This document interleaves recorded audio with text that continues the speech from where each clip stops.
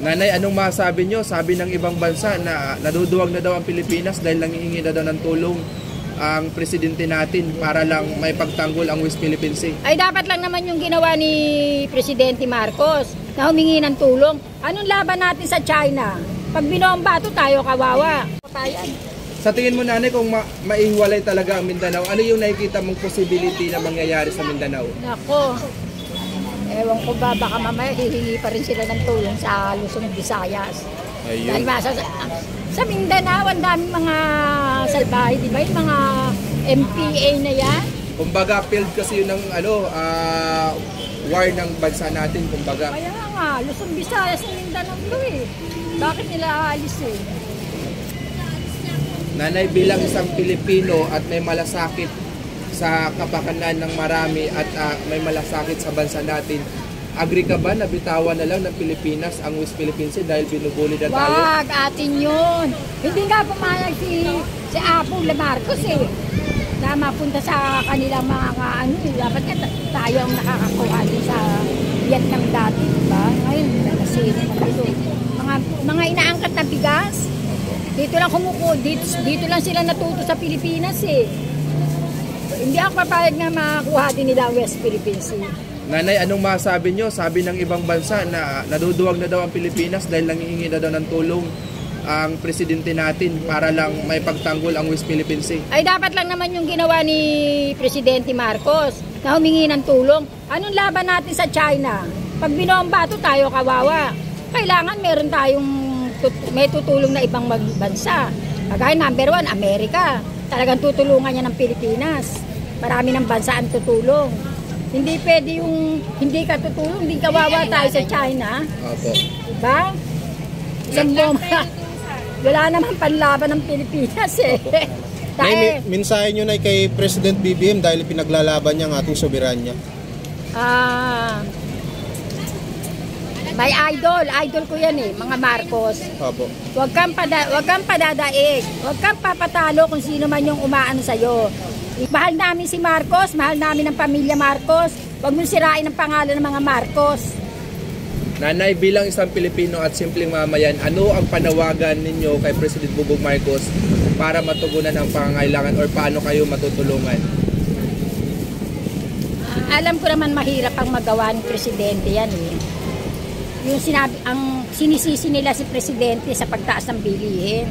Talagang gusto ni Presidente makatulong niya sa mga tao niya. Kaya lang talagang wala naman dumarating sa buhay ng tao kundi ang pagbabago. Bumabago, lahat tumataas, gano'n. Kaya lang si Presidente, ano niyan siya ang ano, at saka yung mga unity na yan ang nakakasira din sa kanya sa unity eh. Hindi na maganda yung unity niyan eh. Kaya sa inaabuso ng mga nakaupo sa pwesto rin eh. Paano? Unity. Oh, hindi niya papaano. Wag kamay na bakal siya. Yan ang ano sa kanya. Maging kagaya siya ni Apo. Ang tatay niya matapang. Hindi talaga binibitawan ng ano. Kaya lang naman kasi napatalsik yan. Gawa ng yung mga dilawan na yan, mga demonyo, yung mga dilawan na yan. Nai-stress na si nanay eh. Nai-stress ako talaga. High blood na si nanay. Hindi naman masyado. Baka mahagit. Pero nanay, may kawangis kayo, no? Nakikita ko may kawangis si nanay. Sino? Si First Lady. Joke lang. Ako naniniwala ako kay Maharlika. Talagang pinaglalaban niya si BBM. Kaya lang talagang, yung pala, dilawang pala yan yung First Lady niyan. Dilawan. Oh. Kaya mga inupo niya sa Malacanang marami mga dilawan. Pero nanay, ano yung masabi mo doon na about kay Maharlika na naniniwala ka rin ba kasi mostly naririnig ko rin sa vlog site niya more on paninira kay President Bongbong Marcos. Ay nako, Maharlika, wag mo naman masyadong siraan si idol kasi mahal namin ang pamilya Marcos. Kaya nga pagka yan mahal namin talaga yan magbuhat kay Presidente Marcos, yung si Apo. Talagang mahal namin. Pinaglalaban namin noon yan. Salamat, Nay. Salamat po, Nay. Thank you po. Thank Salamat you, po. Next time, balik kami na yan. Opo. Salamat. Ayaw mo na, Nay. Dito. Talagang nabol mo pa. Siyempre, alam ko magaling ka tulungan natin nanay. Nay, magkano itong bulaklak mo? 100 isa. Isa? Oo, 100. Valentine's eh. Siyempre, mahal ngayon. Oo. O nay, Nanay.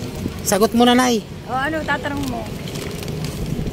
Nay, bilang isang Pilipino, agree ka ba na ihiwalay ang Mindanao sa Pilipinas? Ay, hindi ako agree. Kasi part na ng Pilipinas ang Mindanao. So kung may wala yon, magkakagulo ang bansa natin. Kasi magiging din sila sa atin. Paano papasok sila dito? Paano makakapasok ang Kaya ayoko mahiwalay ang Mindanao kasi ang Mindanao ay isa sa ng bansa. Sa parts ng Pilipinas ang Mindanao. So ayoko mahiwalay ang Mindanao sa Pilipinas. Nanay, bilang isang Pilipino at may malasakit sa bansa, payag po ba kayo na bitawan na lang ang West Philippine Sea, paubayan na daw sa China dahil daw matibay ang China kaysa sa Pilipinas? Sa tingin mo? Hindi po pwede yun, no? Part natin yun eh. Paano may ayaw ko mapayagan na ang West Philippine Sea ay part ng Pilipinas yun. So ayaw ko may walay sa Pilipinas din ang West Philippine Sea. Yun. Nanay, sabi ng iba, naduduwag daw po si President Bongbong Marcos o ang Pilipinas dahil nagpapakampi sa bansa para lang sa ibang bansa para lang masabi na ang West Philippine Sea ay atin. Ano masabi mo doon? Hindi naman siya naduduwag kasi ang iniisip niya lang yung ng mga Pilipino, ayaw niya magkagulo kasi pag nagkaroon ng gulo, maraming madadamay. Kaya hindi naman siya naduduwag. Nanay, bilang sa Pilipino at simpleng mamayan, ano yung nais nyo o yung pangailangan nyo na matugunan ng gobyerno? Pangunahin. Siyempre, kailangan para matugunan ng Pilipino, hindi mo naman dapat iyasa yung lahat para sa gobyerno. Siyempre, kung tatamad-tamad ka, hindi ka kakain. Ganun lang yun. Kumbaga, nanay, huwag iasa sa gobyerno. Kasi yung iba, puro ayuda. Si nanay, ilang taon na po kayo, nanay? 70 na ako, hindi pa ako Senior citizen. 70 na, pero talaga nagtatrabaho pa rin si nanay. Alam mo, na pa ako ng bulaklak. Kilala mo si Mara Tamundong? Ayuda, wala talaga. No? Kilala mo na si Ma'am Mara Tamundong? Hindi eh. Ano po yun? Senior citizen advocate. Pag Mga may senior po citizen. yun dito, pag may event, pwede po kayong magpa-register sa National Commission of Senior Citizen para magkaroon kayo ng monthly allowance, 1,000 pesos po Kay yun. Mara Tamundong. Isa po siya mamimiss. Dito, minsan iikot po kami dito. Iikot po kami. O sige, iyan mo ako ha. Sige po. Ingat, nanay. Sige, Nay.